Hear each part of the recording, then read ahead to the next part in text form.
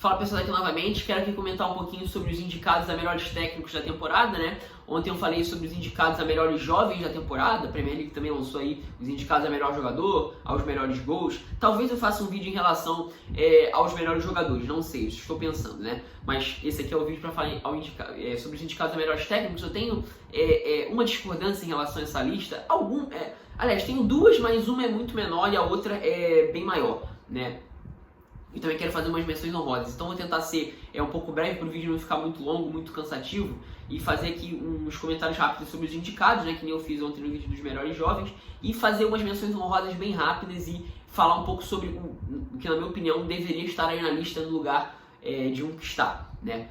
Então, antes de começar o vídeo, pessoal, se inscreve no canal, por favor, dá o like para você fazer com que o vídeo chegue a mais pessoas, fique mais recomendado aí no YouTube, clica no sininho, né, para você receber as notificações sempre quando eu postar vídeo, compartilhe com algum amigo seu que gosta de futebol internacional, de Premier League especificamente, siga o Twitter do canal, @PL maiúsculo mundo com M maiúsculo, tudo junto, vai ser o primeiro link aí na descrição, siga a página parceira do canal, Premier League mais 8, página muito legal também, no Facebook e no Instagram, o link também vai ficar na descrição, e segue o canal Resenha Futebol, principalmente se você gosta de camisas de futebol, tá?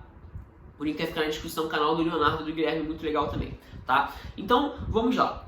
Bom, sempre para falar de treinador é complicado, porque geralmente, se as análises não são em números, aliás, né, se a gente for analisar em números não tem discussão, mas se as análises não forem em números, a questão é sempre muito subjetiva. Não tem como ter critério objetivo, porque o trabalho do técnico é aquele trabalho dos bastidores, né? Óbvio que assim, você pode ver os resultados dentro de campo. Isso é claro, né? Se você assiste o jogo, você vai ver exatamente a ideia do treinador, né? Quando o time joga bem, quando o time joga mal, isso é fato. Mas geralmente são quesitos subjetivos e que variam de pessoa para pessoa. Não tem como ter a mesma avaliação do mesmo jogo, né? Fazer assim, exatamente a mesma nota, digamos assim,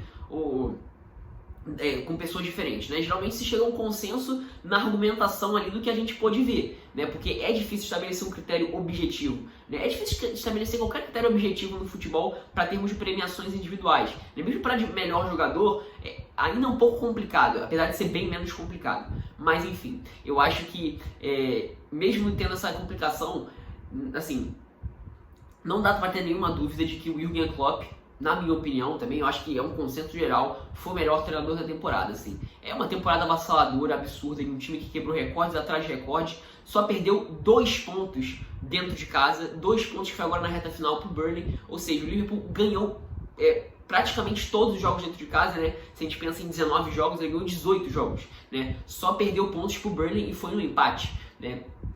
Enfim, isso é um recorde absurdo. 18 pontos de diferença para o segundo colocado, não foi exatamente o recorde foi do Manchester City na temporada 17-18, o que na minha opinião foi o melhor time que eu já vi jogar na Premier League e o melhor time que apresentou o melhor futebol nos últimos 5 anos, se a gente pensa em futebol internacional como um todo. Aquele time também ganhou com uma margem de 19 pontos para o segundo colocado, mas se a gente pensa em termos de dificuldades, o Liverpool ganhou de 18 pontos desse time que ganhou de 19 pontos para o segundo colocado. E se a gente for comparar nível por nível, óbvio que também é uma questão muito subjetiva, né? Não tem critério objetivo para isso, até porque a pontuação foi igual, né? Tanto do United do Mourinho em 17-18, como do Manchester City do Guardiola nessa temporada, né? A pontuação foi a mesma, 81 pontos, né?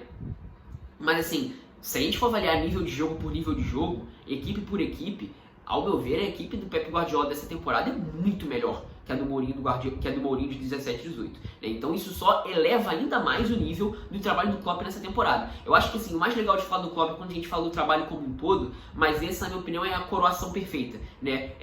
O título da Premier League de uma forma avassaladora, sendo muito superior a um adversário que é gigantesco. Na minha opinião, o melhor time da Premier League é o City, em termos de potencial de elenco, potencial de estratégia mesmo, ser competitivo de forma diferente, né? De conseguir, ou não só de forma diferente, de estratégia de jogo, mas como também, quando quer, joga da forma que bem entender, de conseguir imprimir um volume absurdo e dominar praticamente qualquer adversário do futebol mundial, mesmo os maiores adversários, por mais que em períodos que não necessariamente sejam um jogo inteiro, seja, tipo, sei lá, 20, 25 minutos. Então, na minha opinião, o Liverpool foi campeão de forma avassaladora, sendo muito melhor que o que, na minha opinião, é o time com o maior potencial possível na Premier League, que é o Manchester City.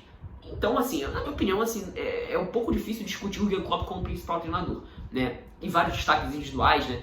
Dentro da equipe, com números muito grandes, né? Salah, Mané, o Anderson sendo um dos símbolos, Alexander-Arnold, absurdamente decisivo, né?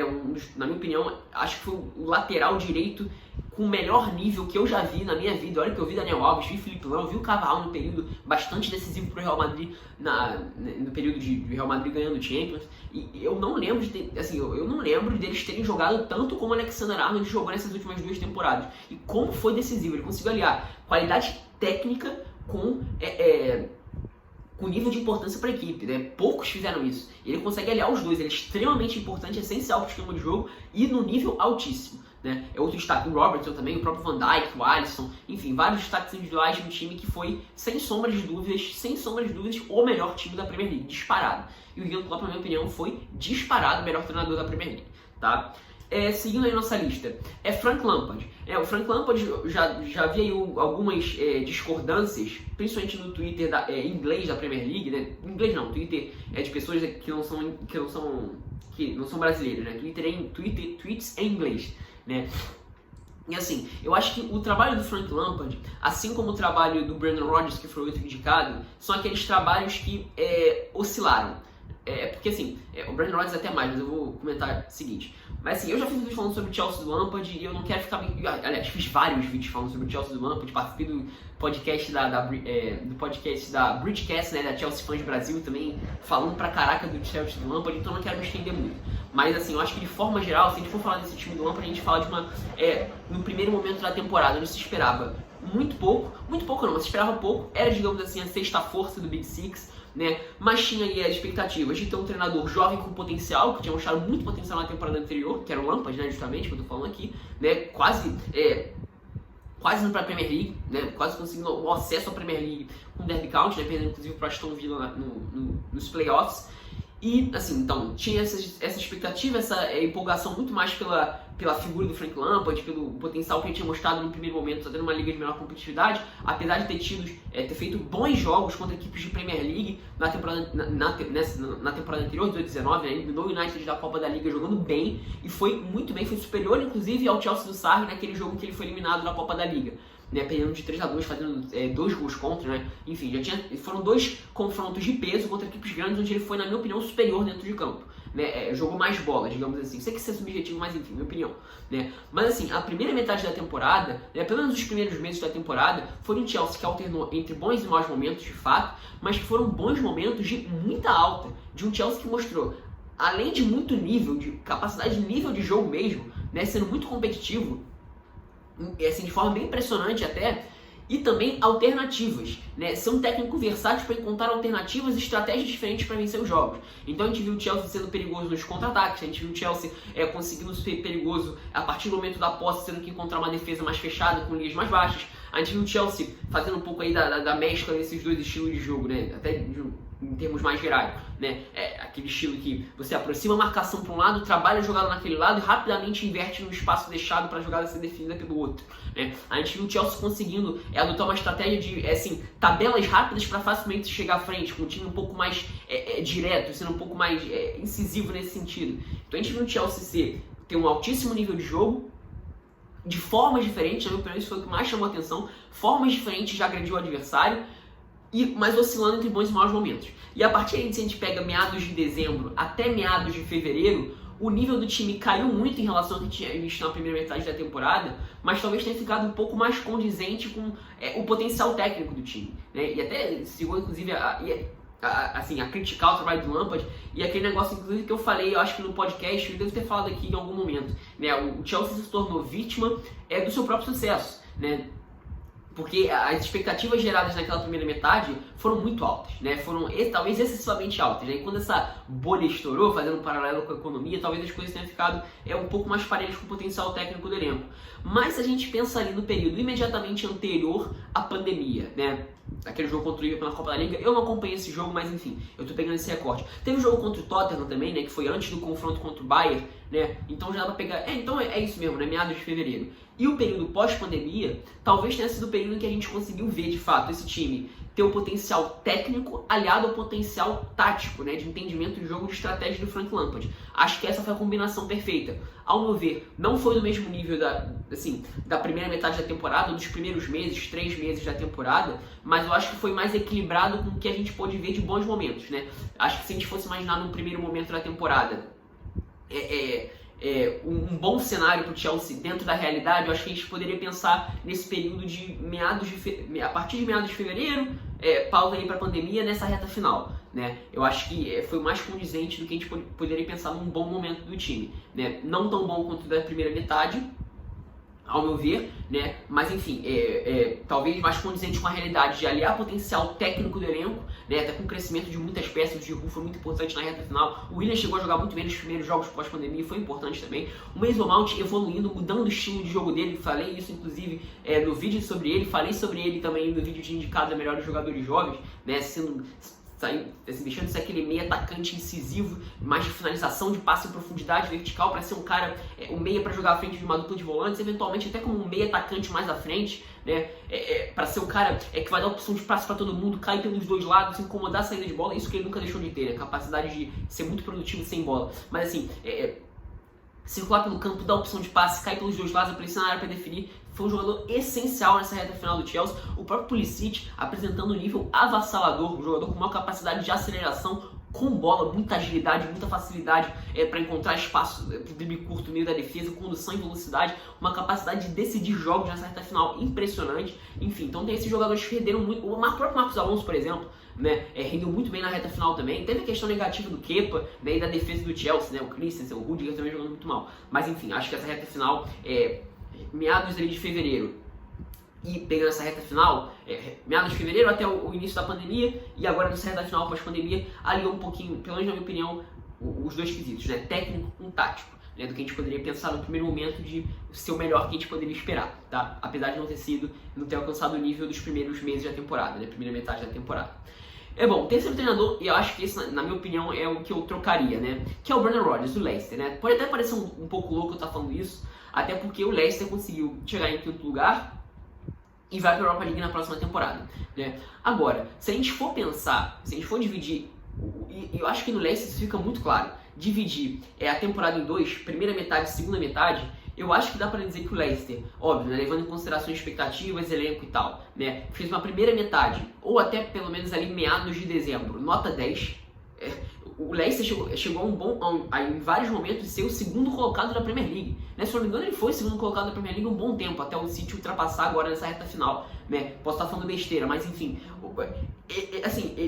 o Leicester ele se separou, ele ficou num bloco separado, junto com o Manchester City, no momento em que o Liverpool começou a se desgarrar, digamos assim, né? E à frente de Chelsea, de Manchester United, de Tottenham, de Arsenal, enfim, isso é impressionante, de Wolverhampton, por exemplo, isso foi impressionante, porque o Leicester é um time que naturalmente brigaria ali abaixo do Big Six, poderia eventualmente incomodar, e na primeira metade da temporada foi o vice colocado na Premier League, assim, no mesmo nível de pontuação que o Manchester City. E além do mais, jogando um futebol muito interessante mesmo, né? Então, os dois laterais muito participativos, Ricardo Pereira e Bentil, principalmente Ricardo Pereira, né? Na minha opinião foi...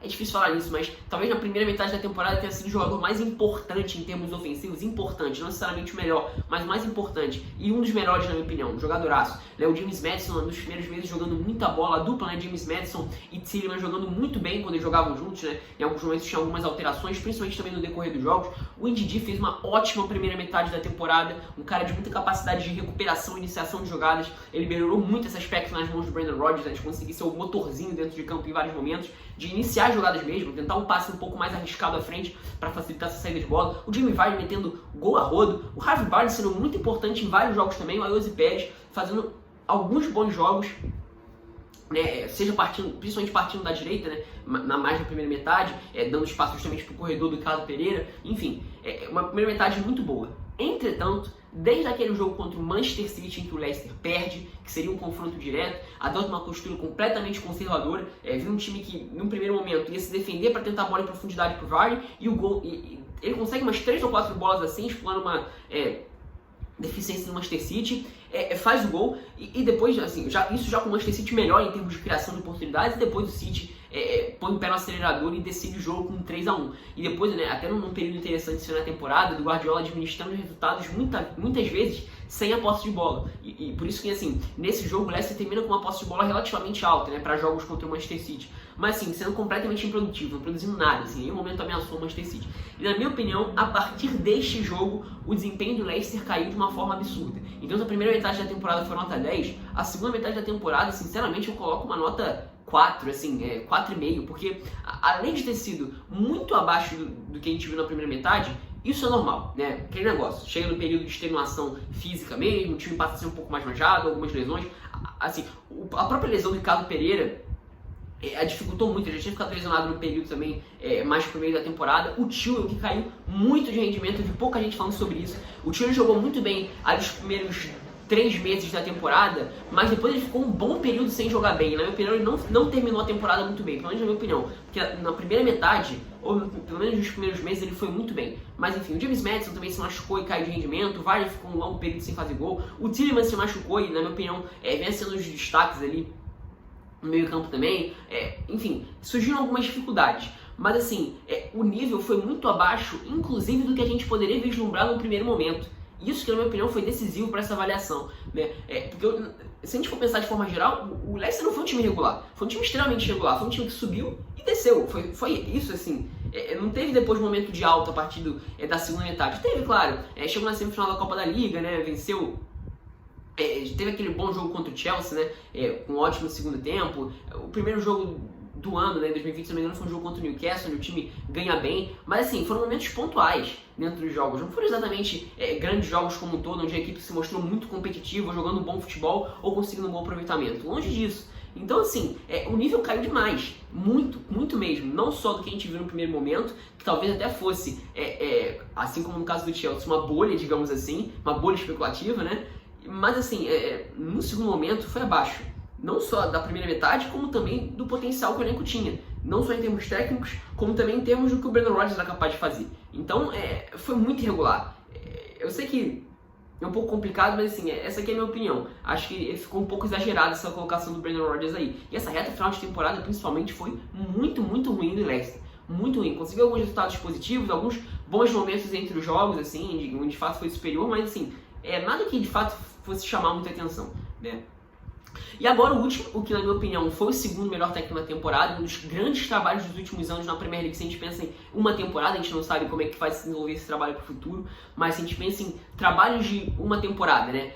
Grandes temporadas de times na Premier League, eu acho que tem que colocar o Sheffield United, no mesmo sentido ali da questão que a gente falou do Lampard e do Brendan Rodgers no primeiro momento, né? A expectativa que o Sheffield atingiu foi simplesmente absurda. Absurda. Se esperava que o Sheffield fosse ser o saco de pancadas da Premier League, né? E longe disso. Chegou no período, inclusive, ao Sheffield a ser um time brigando por vaga na Liga Europa, assim. Tava ali, o Sheffield chegou a ser quinto colocado na frente do United, por exemplo. Isso é impressionante, né? Chegou a ter, inclusive, a melhor defesa da Premier League em termos de números, mais na primeira metade, né? E, assim, óbvio que o nível caiu a partir da reta final. Talvez, assim, se tivesse ganhado aquele jogo contra o Villa, né? O primeiro jogo na pós-pandemia, a história teria sido completamente diferente. Mas, mesmo assim, talvez em questão de limitação técnica, o time passou por algumas lesões, apesar de... as opções, né, as alternativas têm sido bem interessantes, né? Principalmente Sanderberg e Ben Osborne pelo meio campo, né? Substituindo o Joe Fleck e John Lundstram. Na minha opinião, eles foram bons destaques. O belga, aliás, o norueguês, o Ben Osborne, que é até um jogador de outro nível, né? Ele estava no Nottingham Forest na temporada passada, ele foi contratado, ele praticamente não jogou a temporada, só entrava no final dos jogos, né? Mas sem muita relevância. E ele fez uma boa reta final de temporada, foi um dos principais destaques dessa reta final, né? Enfim, e talvez tenha chegado ao limite ali e tenha ficado um pouco mais condizente com a realidade técnica, extenuação física também, o elenco um pouco mais curto, e não só curto, mas de muitos jogadores que não são exatamente de nível de Premier League. Mas mesmo assim, dá pra destacar muita coisa, e também, uma das coisas mais legais também, o estilo de jogo. O Sheffield jogava bem, não era um time chato de se ver, aquele time pragmático que buscava se fechar todo e sair em contra-ataque. Não, era um time que sabia o que fazer com a bola, sabia em vários momentos trabalhar essa bola na faixa de meio campo, né? Tendo principalmente no Norte esse cara com capacidade de fazer a bola de um lado, pro outro. Os zagueiros, a participação dos zagueiros foi muito legal de se ver, né? Principalmente sendo armadores, né? Eles que eram muitas vezes os iniciadores de jogadas pelos lados, né? Os armadores pelos lados, né? Em vários momentos também atacando como pontas, né? Os alas eram muito importantes também nessa função de dar amplitude. Os meias geralmente eram os caras que apareciam para pisar na área para definir, né? Principalmente o Lundstrom e John Fleck, mais no primeiro momento da temporada, com o Norwood sendo mais esse cara iniciador por dentro, ou o cara que vai fazer essa bola de um lado pro outro. E os atacantes, que talvez tenha sido o que ele mais mudou, a primeira metade da temporada ele não mudou praticamente nada do time, né? Só mudava o duplo de ataque, ele tinha 5 opções para colocar nas duas da frente, né? Mas talvez, assim, os que mais tenham se destacado tenham sido, de fato, Mussay, McBurnie e McGoldrick, né? Principalmente nessa reta final, McGoldrick e McBurnie jogaram muito bem. Eles até que têm um perfil um pouco diferente, né? Eles são mais preparadores do que, de fato, finalizadores, mas como no Sheffield não tem exatamente o definidor de jogadas, né? O jogador que vai ser o cara para empurrar a bola para dentro da rede, o artilheiro foi o Mussay, né? Mais na primeira metade. Né? Na minha opinião, foi uma das melhores contratações da temporada, por sinal, né? Mas enfim, em termos de custo-benefício, tá? Mas os dois, né? O nível de jogo... Eu destaco principalmente em questão de nível de jogo de McBurnie e McGoldrick. Não só principalmente na reta final, mas na segunda metade como um todo. Apesar do McBurnie já estar vindo, assim, sempre entrar bem nos jogos, né? Ele começou jogando mais como reserva. E o McGoldrick começou como titular, depois perdeu um pouco de espaço, se machucou e agora na reta final recuperou espaço. Atingiu um nível muito bom os dois, né? Não só a capacidade de ser pivô, né? De manter a bola numa faixa perigosa, para ela poder ser trabalhada numa faixa mais perigosa, mas como também o cara, para em diversos momentos, funcionar como um cara das tabelas. Em alguns momentos a gente pôde ver alguns passes em profundidade desses dois atacantes, né, no momento de jogada de pivô mesmo, de funcionar um apoio que vai receber em vários momentos nas costas dos volantes adversários, por exemplo, foram muito bem. E por mais que essa reta final tenha sido um pouco desanimadora, quanto algumas atuações bem ruins, né? Contra o Newcastle foi inferior em termos de estratégia. Foi mal contra o Leicester, não foi bem. Contra o Southampton, eu não vi esse jogo, mas pelo que eu pude ver, o Southampton foi bem melhor. Né? Não que isso exclua o fato do Sheffield ter jogado bem, mas enfim, não foi uma atuação de destaque, digamos assim. Né? E assim, isso não exclui o fato de ter sido um dos grandes trabalhos de uma temporada, né, que eu vi na Premier League nos últimos anos. Um time que esperava esse saco de pancadas acabou sendo a maior surpresa e superou muitas expectativas, atingindo voos muito altos, né? Patamares muito altos e especulativos, digamos assim, na primeira metade da temporada. Né? E agora, né, eu queria fazer aqui um pouco das menções honrosas, então vou falar rapidamente. Né? Graham Potter, um trabalho muito interessante, mas que tem oscilado muito, nem tem necessariamente conseguido números de pontos. Né? Mas planeja aí se reforçar para a próxima temporada, está fazendo um bom mercado de transferências, é um dos times a se olhar para a próxima temporada ou para as próximas temporadas. Fiz um vídeo falando sobre ele aqui no canal. O Guardiola, né, é até um pouco bizarro de se falar isso, mas a temporada do City foi muito boa, foi muito boa. O time fez 105 gols, pessoal. 103 gols, na verdade, 103 gols. O Liverpool não fez 103 gols. Né? Só que como a gente está acostumado a ver o Guardiola tirar 10 sempre, se ele tira um 7,5, 7,8, 8 ali, a gente acha que foi ruim, mas não foi. Foi um baita temporada no Manchester City, se a gente pensa de forma fria, né? Não pelo que a gente exatamente pôde vislumbrar nas últimas duas. Né? Outro trabalho interessante, acho que, assim, não dá pra deixar de fora não, foi do Solskjaer, né? Uma primeira metade fraca em termos de capacidade de criação de oportunidades, mas a estratégia do Solskjaer para os jogos grandes foi algo que dá para valorizar muito, muito mesmo, né? Conseguindo ser um time que vai jogar sem a bola contra os times grandes, mas em diversos momentos jogava muito melhor. Assim, em termos de estratégia, ele conseguia bater os times grandes, né? Não só bateu o Manchester City, mas foi muito bem contra o Chelsea. O primeiro jogo não foi nesse estilo, mas não foi exatamente um bom jogo.